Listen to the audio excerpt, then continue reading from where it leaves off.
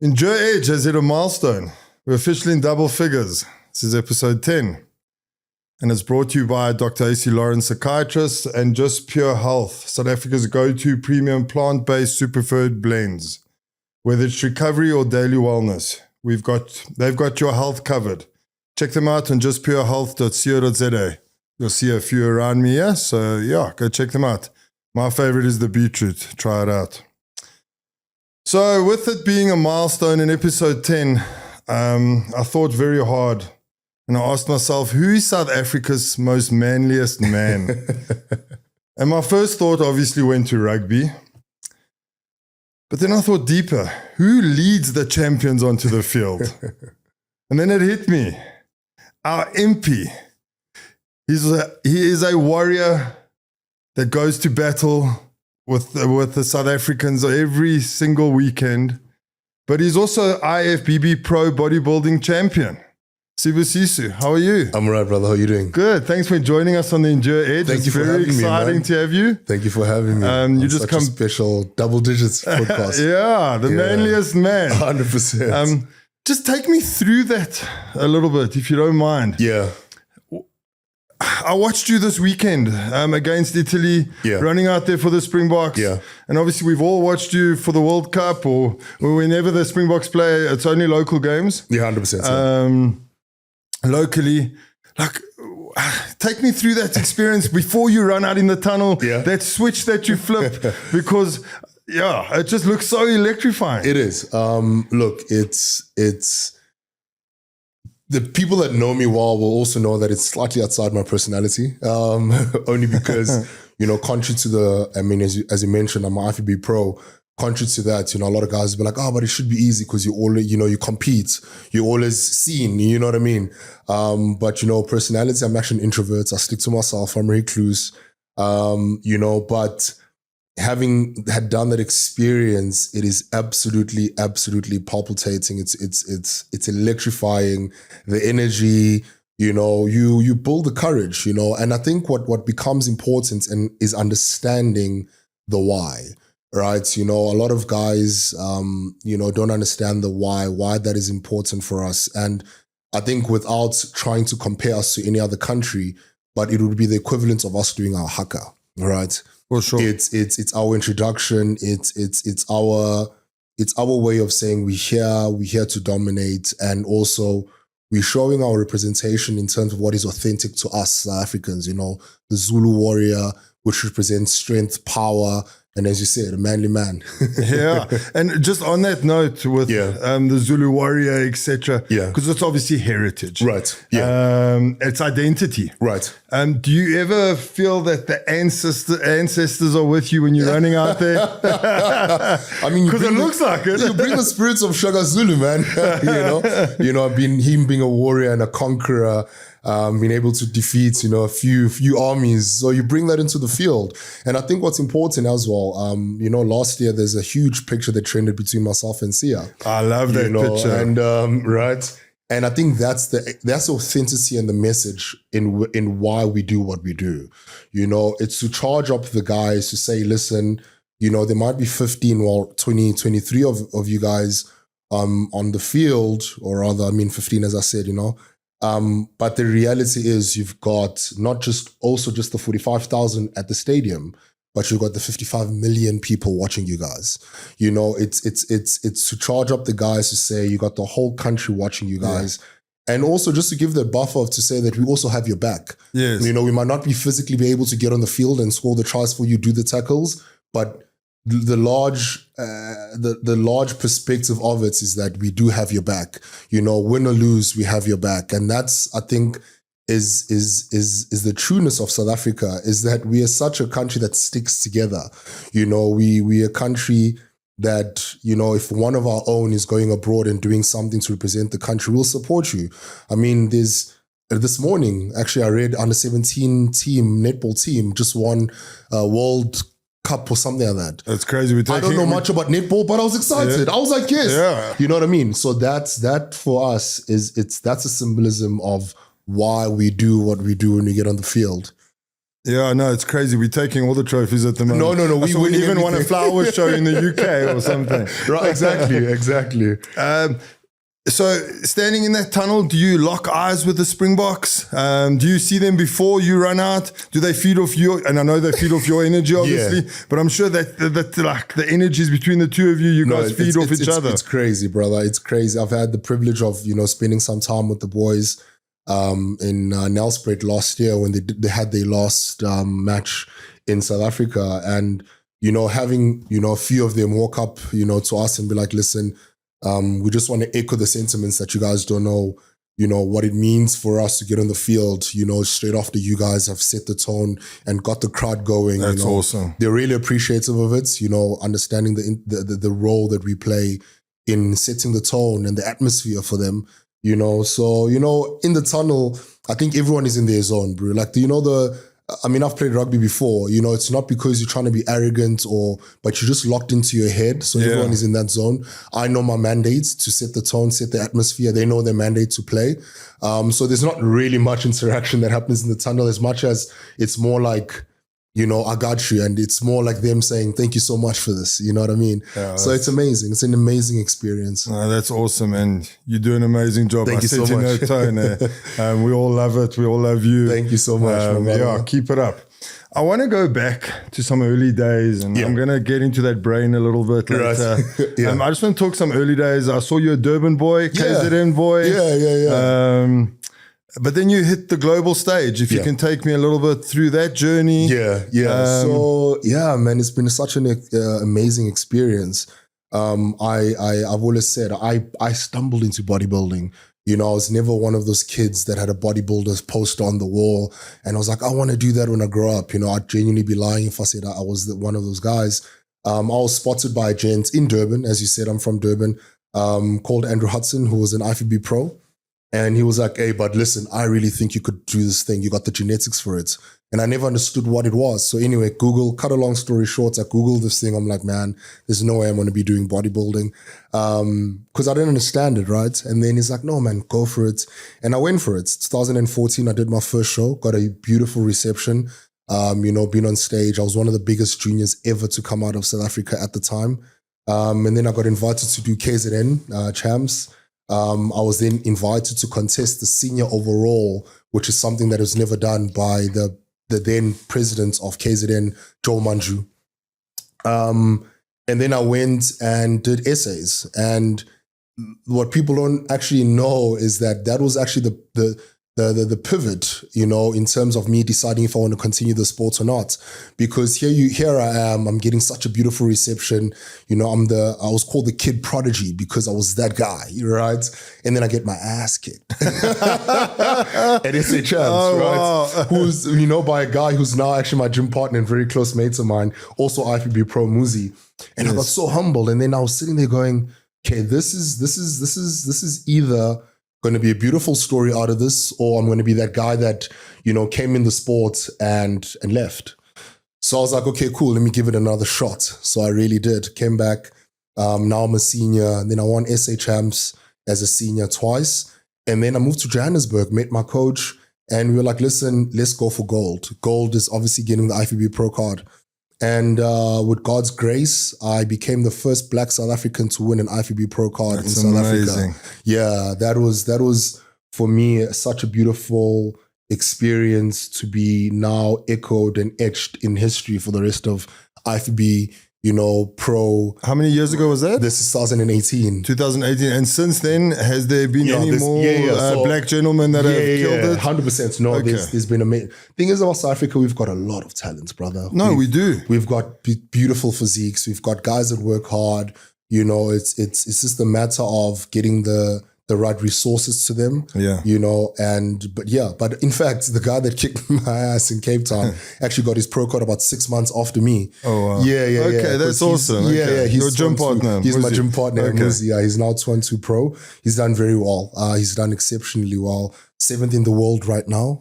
He did Mr. Olympia last year. Very proud of him. There's been a few gentlemen now coming up the ranks. The sport is growing. A lot of companies are taking notes of the sport. It is a growing industry in itself. Fitness will always be something that I think every single person should be involved in. But yeah, man, it's been a beautiful journey, you know, I've done almost 7 shows now. So it's been a beautiful journey ever since turning pro in 2018. That's awesome, man. Yeah. So I've got a friend who, and I don't know what ranking he's in. His name's Richard Alfine. I'm sure you've heard of him too, because he said he knows you. Yeah. And I've noticed with him the discipline that it goes into bodybuilding. Yeah. How do you train your mind compared to how you train your body when it comes to all of this? Look, it's you know, we've always understood that bodybuilding is a mental game that manifests itself in the physical, right? It's mentally challenging, it's mentally draining, mentally rewarding at the same time though, right?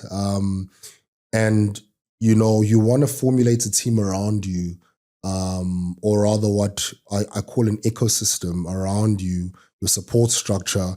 I've been blessed that I've got a sports psychologist as well. You know, I've got a therapist as well, you know, for personal you know, reasons. And it's definitely something that, you know, if you don't have the right mental capacity, it could really, really be a lot. You know, I've always said bodybuilding is the one sport that you do for 24 hours, right? You watch how many hours you sleep, you watch how much water you take, the food you drink. You know, there's certain decisions that you take, you know, to sustain and support the bigger decision that you decided to be a bodybuilder, you know, where other guys are joining on a Friday night, you thinking, man, I can't be out too late because I need to catch, you know, certain hours of sleep to recover so I can be great, you know, do better at the gym. So it changes your whole lifestyle, and, you know, you forego a lot of things in the pursuit of wanting to cultivate the physique that you're trying to pursue. Yeah. And just on that, like, doing some research on you. Yeah. I saw an Instagram post where you talk about like the beginning stages, where how you had to wake up at 2 a.m. to have a meal. And then sleep and 6 a.m. you're eating again. 100%. Like it's just on another level. Yeah. So the conversations in your head, you say you've got a therapist, which is awesome. Yeah. I think people should go see therapists, even if you think life is good. Yeah. Just to talk about it is amazing. Yeah. And I think that's a big thing in, you know, especially with men. Men don't talk about the mental problems and what they're going through. How do you deal with, other than the therapy, and all the sacrifices you make? Look, the reality is this, right? As I said, I have therapy. I'm pro therapy, right? But you can't help notice that for real healing to happen, right? For real healing to happen as a gent, you know, there's certain conversations, and I'm glad podcasts like this exist because they are a platform to give the authentic conversation about what healing means. You know, I feel like for a lot of people, we've commercialized therapy, if that makes sense, right? Yeah. We have found the language in order for us to name our wounds without actually addressing them, because real healing is actually quite ugly. You know, real healing is coming home after a long day, sitting in the car for 5 minutes before you get into the house and trying to compose yourself. Correct. Real healing is having the little cry in the shower because that's the only space you can have it in, because you know, any other time you're not really allowed to be vulnerable, right? Yeah. That's real healing. It's ugly, it's gruesome. But, you know, for the longest time, we've commercialized therapy because it's just taught us someone said it taught us a very educated way to name our wounds instead of actually addressing them. You know, it's given us the tools to speak about, you know, we over-intellectualize certain things instead of, you know, talking about the fact that it hurts when your dad walked away, or, you know, you had, you know, abandonment issues. We don't want to address it for what it is, but we mask it in intellectual talk. So I think it's important for us as gents to have these conversations and allow ourselves to be vulnerable, allow ourselves to actually go through the real healing. and know that it doesn't take away from the authenticity that you are. It doesn't take away from the man that you are. If anything, I think the acknowledgement of the wound is a first step in you healing it. That's beautiful. You know what I mean? It's the first step in you healing it, addressing it, and understanding that, it's okay to sometimes not be okay. It's okay for you not to have the vocabulary to describe what you're actually feeling, because we, as I said, we have this dialogue that we have in order to express ourselves, but sometimes you're not understanding what it is. And for me, it just looks like performance. Yeah. It's not real. It's not authentic. So it becomes a tug of war that you have, where you understand your wounds and you don't want to weaponize it on other people, and be like, listen, but I'm going through this. But at the same time, you also want the grace from other people to be like, but I'm still going through this wound. And sometimes it still hurts. Yes. You know what I mean? Oh, it's I always beautiful. say it's important for us to stop talking like therapists and start listening like the wounded child that we are. You know what I mean? It changes the conversation. It changes the dynamic. It changes the way you see things. I'm learning that in my adulthood, because I've done the readings of the books. I recently got married, so I'm even reading about marriage. Yeah, thanks, my brother. So I'm reading about marriage and all of that, but it's also just, as I said, understanding that the terminology and the jargon sometimes that we learn is not enough if we don't explicitly understand what we're saying, if we don't explicitly acknowledge exactly the trueness of what it is that you're going through. Otherwise, it just looks like performance. For sure. You know what I mean? I know exactly what you mean. It's so beautiful what you just said there. In your life, lowest moment that you've ever had, and how did you deal with it? And I know it's a tough question. It's a loaded question. And the reason I load that question on you is because if you can talk about it, so can so many of the other people out there. That's a loaded question, man. Part of my story was me coming to Johannesburg with 132 rand in my bank account and a full tank of petrol. And I had a dream and I had hopes of making it work. And I slept in my car for a couple of months, right? And what I would do, I remember what I would do is I would drive out. So luckily my aunt had given me her car, and it was a little Hyundai Getz. So what I would do after you work, fitted in a Hyundai Getz. Right, and I slept in it. I would drive out when everyone was leaving, and then I'd bribe the security guard. I'm like, listen, in 5 minutes I'm coming back. Then I'd drive out, when everyone else is driving out, and then I'd come back, and then I'd park in the basement at the gym, and I'd sleep there. And in the morning, I'd be the first one at work because everyone thought, oh, this guy wakes up early, but they didn't know that. So that was one of my lowest moments. And I really, really thank God, my faith kept me going. My faith kept me going. My trust in God that things are going to work out kept me going. I think at the core of it, that was the one thing. I was always been a man of prayer. Jesus Christ really, really,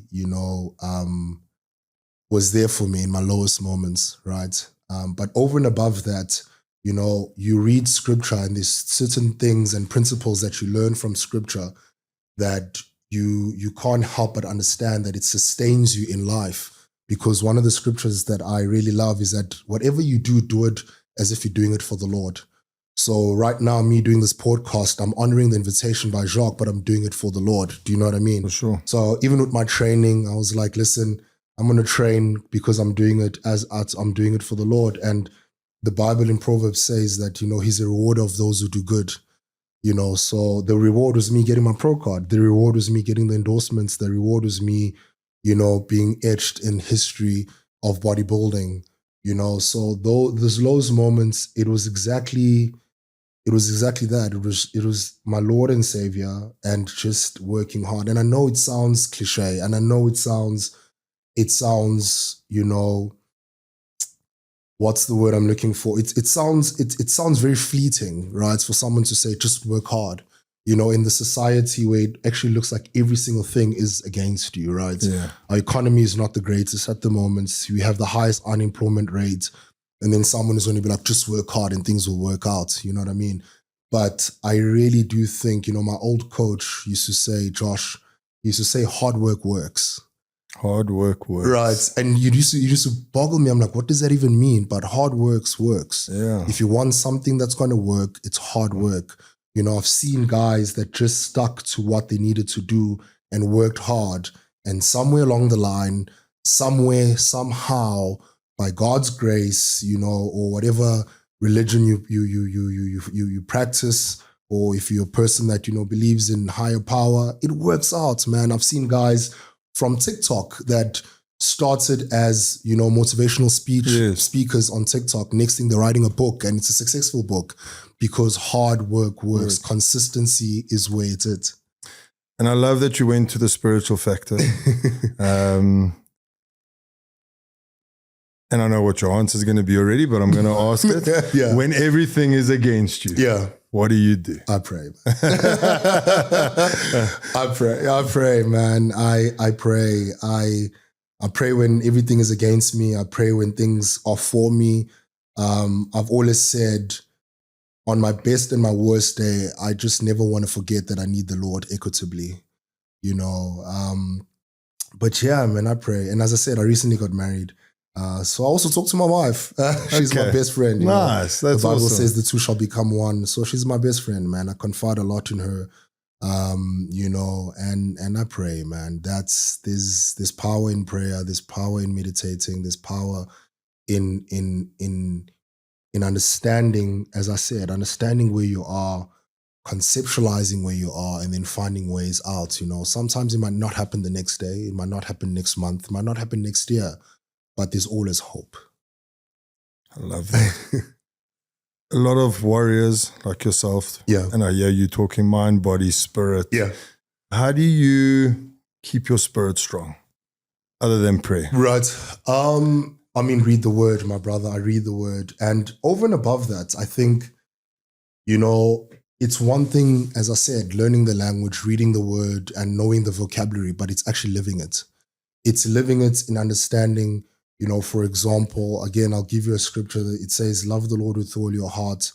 And then it also speaks about loving one another, right? And loving one another, it's for me, it's the humility of being able to greet the security guard with the same respect if a CEO of a company walked into the room. For me, it's that it keeps my spirit, you know, clean, for lack of a better word. It keeps me pure. It keeps me humble. It keeps me knowing that I respect Jacques as a person before his titles. I respect him, you know, for who he is, you know, before anything else. You know, it's for me, those are the key things, because we as humans, you know, man is not an island. You know, as humans, we all have something to share with one another. We all have gifts and purposes that are intertwinable with one another. There's something I'm going to learn from you and vice versa. For sure. And there's something that you have that I'll never have. But because you have it, God was meticulous enough to give it to you for you to share it with everyone else. You know, I recently started learning that your purpose in life was never for you. It was for you, for people. You know, you doing a podcast is for people, but that's your purpose. You know, so for me, it's things like that, and respecting people and, you know, being humble amongst people. It's fundamentally what keeps my spirit clean. I love that. Yeah. And just take me through a day. Yeah. Okay. And the reason why I asked that is, so personally myself, what I find hard is to stick to all of that. Right. And yes, you're a disciplined person. You have taught yourself discipline. You've learned discipline comes from childhood. I saw already. But for someone that's not really that disciplined, yes, I'm going to go to the CrossFit gym tonight, etc. Right. But you know, take me through your day. Like, how do I keep reminding myself? How do you remind yourself about that? Like we, and to what you say, I've had two people on the pod, two guests on the pod, so Richard Lansky from Modern Athlete Magazine, and Jesse Pretorius, who actually owns the studios. They both said the same thing. just be kind to people. Yeah. Because you don't know what that person is going through. 100%. But you forget with all the hustle and bustle. Yeah. And you got a busy life. Okay. I'm sure your life is crazy. Yeah. So you got to remind yourself. Yeah. Look, it's let me first maybe address the first part that you just mentioned here. I maybe have a very slightly different narrative about discipline. And I say difference because people also mistaken discipline for motivation. I really am not a firm believer in motivation. Motivation is fleeting. Motivation is you right now sitting across me going, I'm going to go to gym because I just saw Spoo. Yeah. And then an hour later you're going, oh man, exactly. That's discipline. Sorry, that's motivation, right? Discipline for me is, I really strongly believe you cultivate an environment for you to become disciplined. I'll give you an example. So my coach will give me a diet plan. And then I know that for the next 12 weeks, this is all I'm going to be eating on my diet plan. Now, I already know myself. I know that I got a sweet tooth. I know that I like baked goods. You know, I'm the kind of guy that if you put scones in front of me, I will not be doing much talking because I'll be eating the scones. So what I do is I create an environment for myself to thrive. So I'll go to the cupboard, I'll go to the pantry, and anything that's not on my diet plan leaves the house. Okay. It's that simple. Even if it's healthy, I don't even excuse myself to be like, oh, but this is okay. If it's not on the diet plan, it's not in the house. Now, over and above that, and then there's the discipline of deleting apps. I'm not going to have Uber Eats. I'm not going to do whatever the case may be. So I create an environment for myself to become disciplined because I also know my weaknesses and my shortfalls. Almost like an addict putting safety nets in places. 100%, right? So if you're addicted to gambling, you're not going to drive past a gambling place every single afternoon to test how... Or go to the restaurants in the casino. You know what I mean? To test how much of strong you are. You stay away. You know that, okay, my route going home has to take an M3 instead of an M4. Exactly. Because M4 goes past the casino. You know what I mean? Yeah. That's my version of discipline, right? Okay. And then over and above that, bro, in terms of your question, how do you do that? You know, I think for me, again, bro, it's modeling it against my Lord and Savior. The Bible says that, you know, Jesus being the God that he was, he didn't see it beneath himself to not be equated to God, but he humbled himself. Because I always believe, you know, just like gravity, anything that goes down will always come up. So in order to be exalted, you need to humble yourself. You know, as Jess said, you know, be kind because you never know also what the other person is going through. You know, be kind because sometimes also the blessing that you've been praying for could be in Jacques' hands. But now here you are walking around thinking you're bigger than life. Yeah. And then Jacques just gets put off because Sbu just thought he's arrogant. But if I just came into the room, humbled myself, and now Jacques is greeting me going, this is actually quite a nice guy. I'd like to do business with him. Sometimes we over-spiritualize blessings. Your blessing could be on the other side of you being just nice to someone else. It's literally that simple. Yeah. You know, it's also, as I said, having the humility to also not denigrate certain people just because, you know, they're of lower class than you or whatever you perceive that to be. So yes, I will greet the lady that cleans the gym with the same respect as I would my own client because she's human. You know what I mean? Sure. I don't know what she's going through, you know, and the respect that you need to give them is also just a reflection of yourself. And that's what I believe. Some people's behaviors, I feel like they're informed by how they also just view themselves. For sure. So if I'm respecting you, it means I respect myself enough because that's the kind of respect I expect back. Exactly. You know what I mean? That's just how I see life. Exactly. Yeah. Do you think we all have a higher purpose or do we create it ourselves? Jeez, that's a loaded question, my brother. We could sit here the whole morning. I think both, man. I think both. And I applaud people that have found their higher purpose, you know, because some people will live their whole life without finding their purpose, right? I really think both. We all have, you know, we're all called to having a purpose, you know. And I think what becomes important and very important to understand is that there is no big purpose more than the other. You know, and I think sometimes we overshoot that mark because some people's purposes might look bigger than the others, you know, because someone saying they want to be a housewife, I think that's a beautiful attribute. You know, if they think that's their purpose, I think it's beautiful. And someone who wants to become captain of the national soccer team, for example, if that's their purpose, I think that's also equitably beautiful. It's just that unfortunately life and society will echo one more than the other. But the reality is, imagine a situation where the mom whose purpose was to become a housewife is actually the one who's grooming the next captain. So do you understand where I'm going with this? I'm with you. So now, where do you draw the line in terms of saying the other one is more important than the other? So we all have our purposes that we need to fulfill. And then there's people that then have the ability to tap into their higher purposes.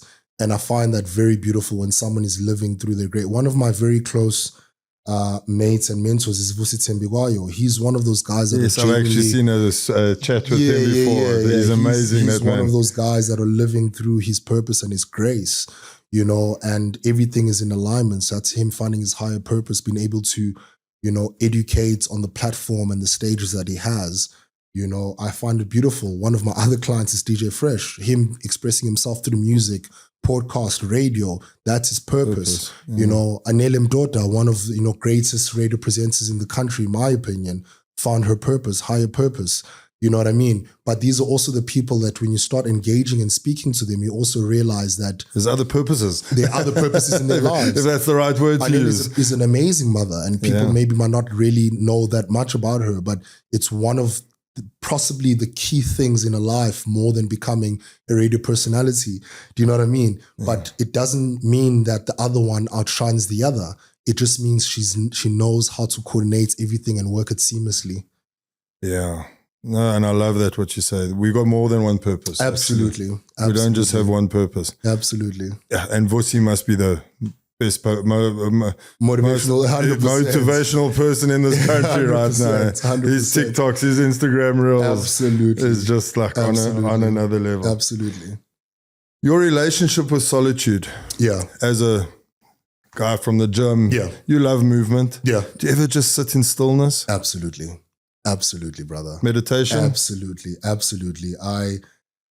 It's important, bro. I think it's important. There's power in stillness. There's power in taking things in. And I think the solitude for me also exemplifies being present. You got to be present in every single thing that you're doing, being present in understanding where you are, where you need to be, and being able to digest, things. And I think that the only time you do that, if you just stop and stay still. I genuinely sometimes will sit, and my wife sometimes finds it very weird. I'll literally sit in complete silence and in complete darkness. And not because there's anything wrong, but it's just because at that very moment in time, that's all I need. I just need stillness, and I just need to not think. You know what I mean? Like just to not think and just be and be present. And then sometimes, your brain will run with your thoughts, but you need that. You need to I call it taking stock of your emotions. Where are you? How are you feeling? I keep referencing my wife. Clearly, I spend a lot of time with her. But she even has this thing where she'll have a conversation with herself. I used to find it so weird when we started dating. But, she'll verbalize. She'll be like, oh, hi, how are you feeling? And then she's like an interview herself, you know what I mean? And I'm like, this is a bit strange. Then I realize I actually do the same thing, but I just do it without having to verbalize it. You don't I say it out loud. Stillness where I'm like, Smoo, you've had a good week, bro. How are you feeling about this? Okay, cool. And then be honest, oh man, I could have done better when I said this to someone. I could have been nicer there. Okay, listen, this is a trait that we need to work on. This is what we need to work on. And it's just taking stock of where you are and being present. That's awesome. Yeah. This toughness that is sitting next to me here. Is it built or is it born? A bit of both, man. And toughness can mean a lot of things. It can mean a lot of things, right? No, man, it's honestly both, my brother. I thank God for my life experiences. I thank God for the things that I went through. They've shaped who I am.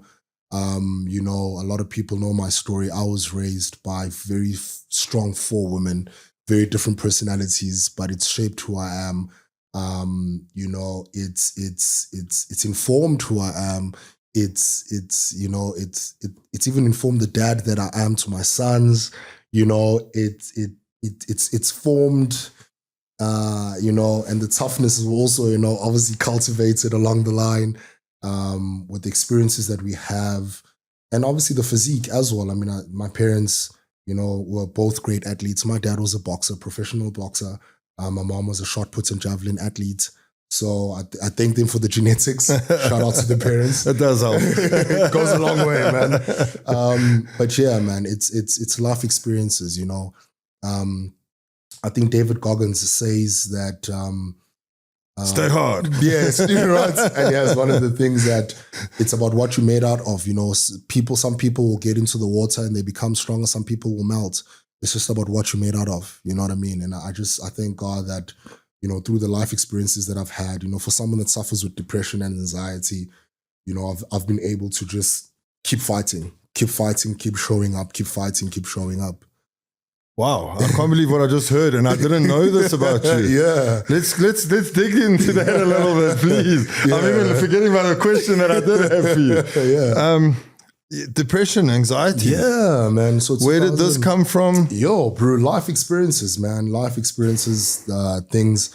Look, part of it was a bit of inherited. My dad also had a bit of a stint with depression. And unfortunately, the older generation, it wasn't an easy thing to speak about, let alone acknowledge it, right? So 2017, I got diagnosed with depression and anxiety.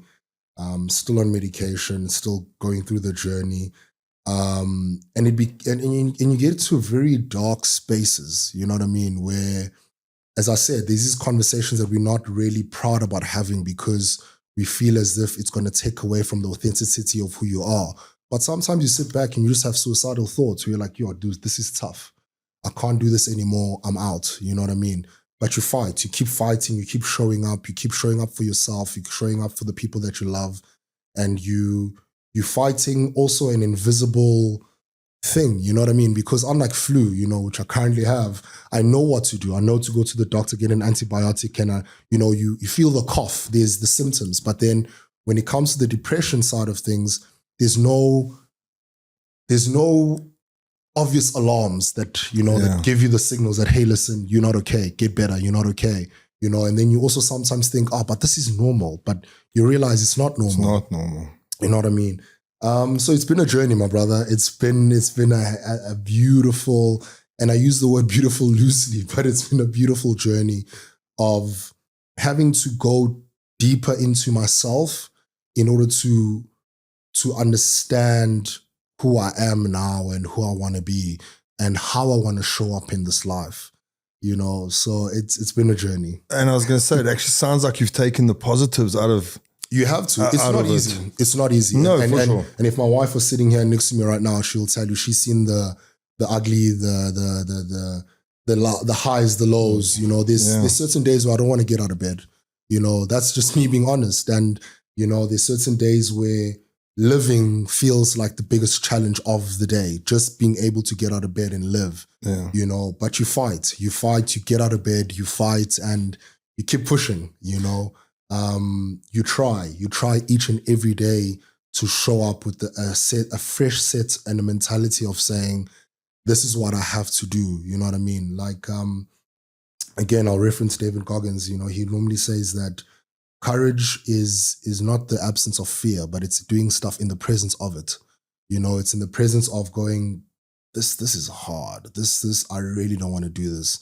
But then still making the mental resignation that I'm actually going to fight and do it. That for me is a true test of fight. You know what I mean? And that's what makes you the warrior you are. 100%. I'm glad you brought up medication. Yeah. On episode 1, we had Henry Cock. He's a mental health advocate, right? And a very good friend of mine. And we were chatting about exercise and the mental thing with depression and anxiety and how exercise helps, which you will be an advocate for too. And he said something, and he also had depression. And he spoke about getting the medicine and the stigma behind being on medication that actually helps you. And he's like, why is it okay for people to be on all these supplements for gymming creatine, 100%. protein shakes, but it's not okay for you to take something for your mind. 100%. You can take something for your body, but you can't take something for your mind. 100%. So I'm glad you brought that up. Thank you for that. Thank you for that vulnerability of that. You're welcome. Yeah, it's a real thing in this world where people don't like to talk about depression. And when do you actually realize that you are depressed? That's the biggest question as a person. Right. Like, when do you draw the line and say, okay, here's a problem? So maybe you do, like, we all get depressed. Yeah. We all have lows. Right. Yeah. But when do you go, this is not a problem? I think it's reaching lows where, you know, it's important to have confidence in life, I feel. You know, people, you know, and a confidant for me is someone who's going to be real with you even when it's uncomfortable. You know, it's a lot of people use this word best friend, and sometimes you look at people's relationships and the dynamic of it, you're like, that's not a best friend. You know what I mean? Like, a best friend for me is someone coming to you and I'm like, you know what I'm going to say is not trying to be malicious or hurt you, but I'm just being honest because I love you so much. I don't want you to live in that lie. Yeah. That for me is a true definition of best friend. You know what I mean? I'm not teasing you about your cap because I'm trying to hurt you, but I'm teasing you about your cap because I'm like, yo, bro, I think wearing a hat will be better than a cap. That's a best friend, sure. right? So with that being said, I think it's when people around you that you find as confidence will walk up to him like, Jacques, you know, for the last few months, you haven't been, you know, being the Jacques that we know. Is everything okay? Can we just sit down, take stock? And then being able to assess that, because sometimes, bro, the thing is about depression, it's also a very isolating experience. So sometimes you don't even know that you're going through it because you're so isolated. So you don't have a soundboard for you to be able to check in with and be like, you know, am I doing okay? So sometimes you just get into a rut and you don't even know that you were in a rut.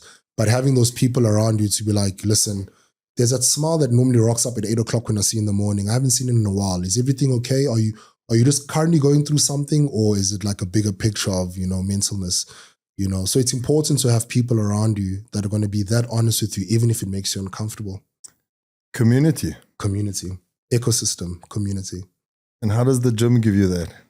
Look, I'm wearing gold. That's what it caught my eye as you were saying this, and I thought, I'm sure that's where you get a lot of this from. 100%, man. I mean, shout out to one of my gym partners, Ryan Notch, very, very smart man. He, funny enough, he actually used to be the CEO of Vitality Discovery, who's now moved to DNI. But, you know, he'd walk into the gym and he'd literally shake my hand and be like, is everything okay today? You know, or as we're training, it's like, look at your mood now slightly picking up as we're getting training. You know, obviously you're releasing serotonin, dopamine, you're getting better, you're feeling good, you know, but it's having people like that, you know, having that sense of community where it's people that also keep you accountable because they know you, they know that vibrantness that Jacques normally comes in with, where now he's walking to the office, his shoulders are shrugged, there's something not going on. And having someone to actually check up on you. I think it's important, you know, just for someone to be like, hey, but I haven't spoken to you in months. Are you good? And then that's it, you know. So that sense of community is great. I mean, having been at Goals now for a couple of months, I love that sense of community, you know, where I'd miss 2 days of work and everyone would be like, where's Sibu? Like, where's that guy? You know what I mean? It also just makes you feel like you're part of something, which is what every human needs, being part of and involved in something. Yeah, I've noticed with myself that community does help. It's big. Even if you don't know the people, like just being around 100%. That people, just that hi, how are you? 100%. It really 100%. Helps. Going back to the question before you brought that up, because I think it's a very important question. Yeah. I want to talk about the adversity in this country that everyone faces, but more particularly little kids in townships. Yeah. What would you say to little kids in townships? And they're probably not going to listen to this podcast. Sure. That look at this world and it's too big for them. What would you say to them to keep going in this country? Nothing is too big, my brother. And I say that because I humbly say that because I come from a small township called Lamontville. My township is so small, we don't have a traffic light.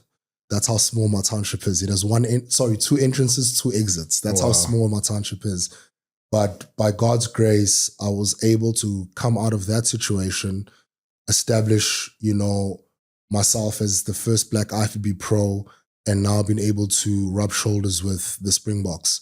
So yes, I understand that the picture that, you know, someone right now is seeing might seem like this is it, but it's much bigger than that, you know. And again, as I said, it sounds cliche to say keep working, keep fighting, but you know, if you keep on doing those things, making the right decisions, making the right choices, you know, and I know it's so easy for me to say these things now sitting here, because if you had asked me this 15 years ago, I was exactly where they are, where it genuinely looked like this is it. Like this, you look at your township, you're going, wow, this is my whole life, you know. And then it's just about fighting, understanding there's more out there for you, you know, and fighting for it, making the right decisions, you know, staying away from drugs. I know, as I said, I know these things sound cliche because we grew up watching our role models say the same things to us: stay away from drugs, don't drink alcohol, and you're like, oh man, it's easy for you to say that, but you know, now being here where I am, I can genuinely say that, you know,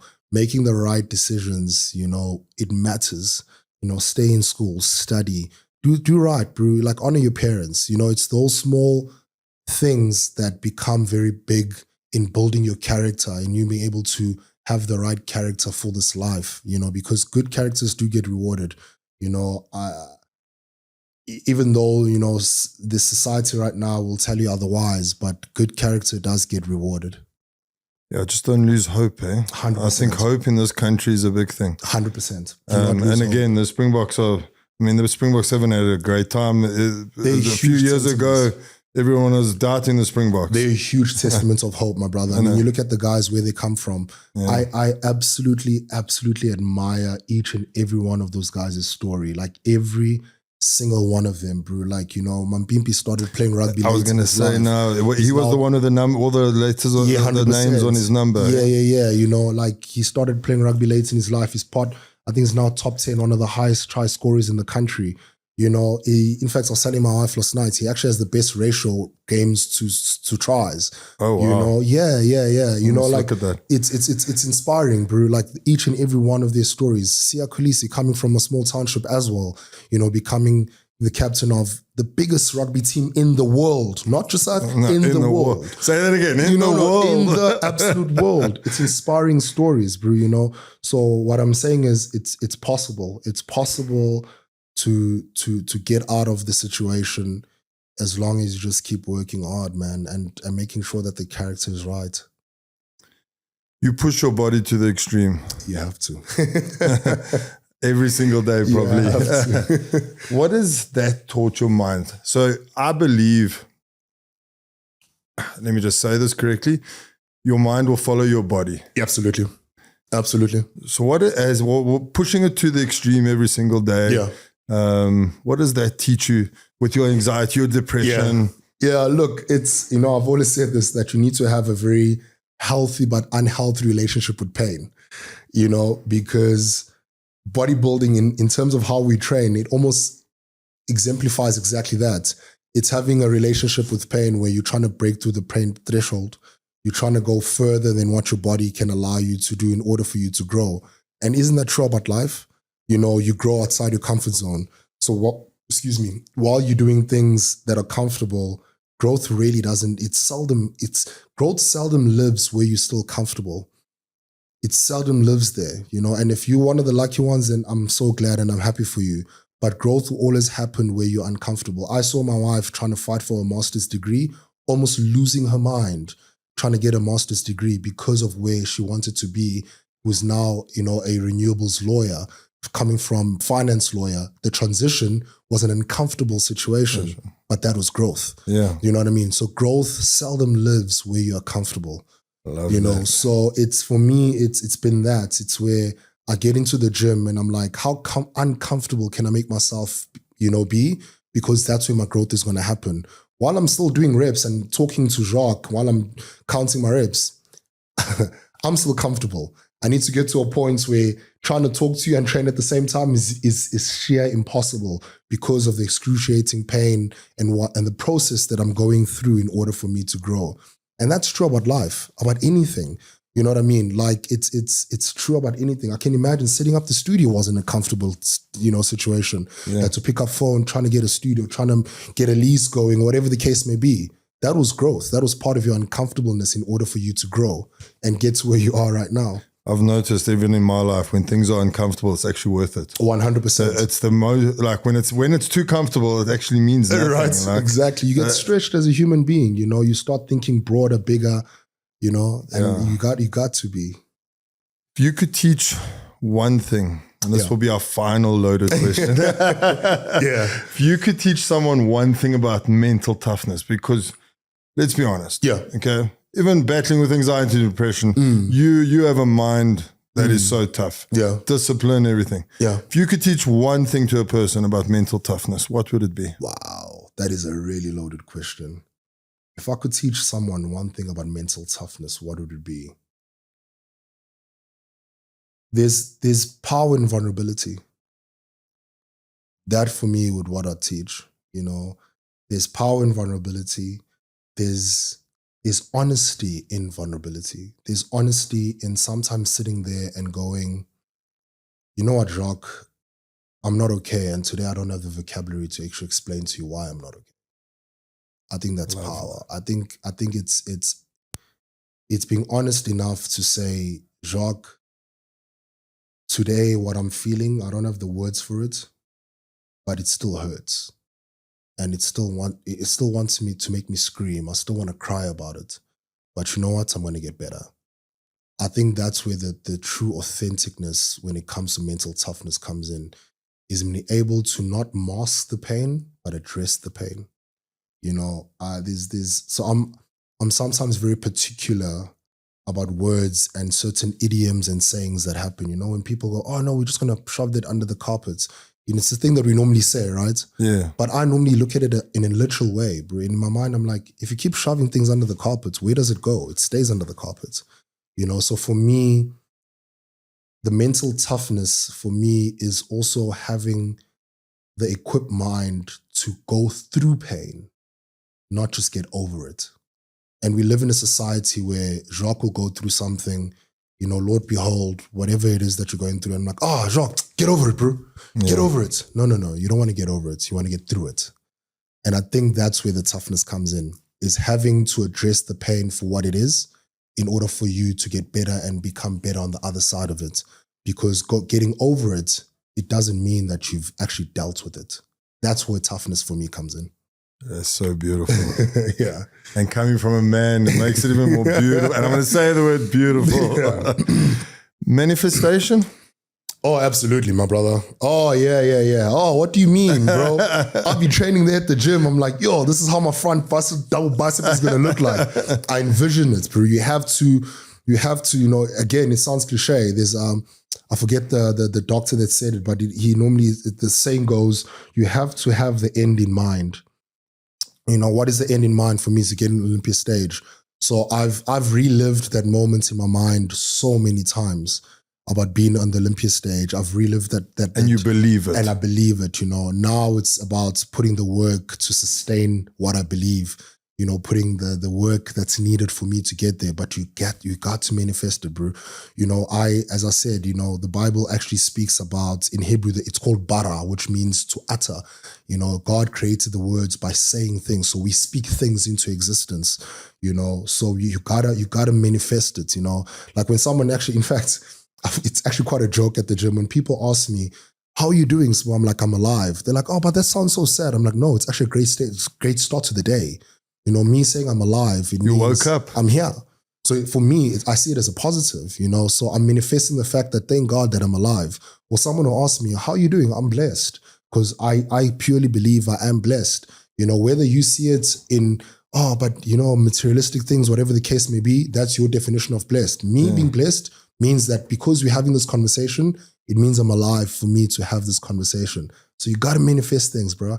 You have to say things into existence. You got to do it and see it so crystal clear in your mind. My wife didn't happen by chance. At 17 years old, already knew exactly the kind of person I'm going to marry.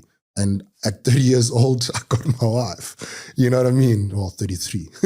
You know what I mean? So you got to manifest it. What's next? That's a beautiful question, Mr. Olympia. Mr. Olympia, that's what's next. What's next is is also maybe educating the country of what the Impi is, you know, because sometimes people think the rhetoric is just us entertaining. What's next is solidifying my own purpose, as you said, you know, the purpose that we're given and the higher purpose. It's stepping into being a great husband, stepping into be a great father of 2 boys, hopefully more. A rugby team. You're right. Why not? Why not? Cultivate my own rugby team. What's next is living in my purpose. It's living in the purpose that God has given me. It's been able to inspire. It's been able to share through these platforms the journey that God has taken me through. Being able to impact. You know, one of my proudest stories, I always tell this in almost everywhere I get interviewed, is that I was competing in Eastern Cape, in Mthatha, and one guy was at the back of the stage, and I just couldn't fathom why this guy's here fully dressed, because it was supposed to be athletes only. Cut a long story short, I get out of the stage, the guy stops me like, bro, can I please just have a picture? You know that today I got a day pass just to come and see you. So I didn't understand what that means, a day pass. So he goes, no, looking at your journey up until you started up until you got to this competition, because of what you were doing, I took myself to a rehab center. And today I asked for a day pass because I knew that Sibusiso is competing here. So for me, that's what's next, is inspiring more guys to look at what you're doing and making their own decision to clean up their act, you know, to get better for themselves. That for me is the most rewarding thing more than anything else, to know that you touched someone's life so much that they took themselves to a rehabilitation center to get better. That's what's next. And I'm going to call you Sibu because it feels like I know you so well right now. And I've got goosebumps everywhere. The one thing that all these episodes of this podcast give me is goosebumps. Man. Like, and there's no better way to end that. Thank you so much. Thank you for being you. Thank you for having me. You've inspired me today. Thank you so on this much, podcast. Thank Your you so words much. were beautiful. Thank you. Thank you for being you. Thank you for bringing our champions onto the field. Absolutely. With absolute pleasure. I want to see you at Mr. Olympia. I'm going to manifest it. Thank you so much, my brother. Have an amazing day and get better from that flu. Thank you so much, my brother. Thank you. Cheers, man.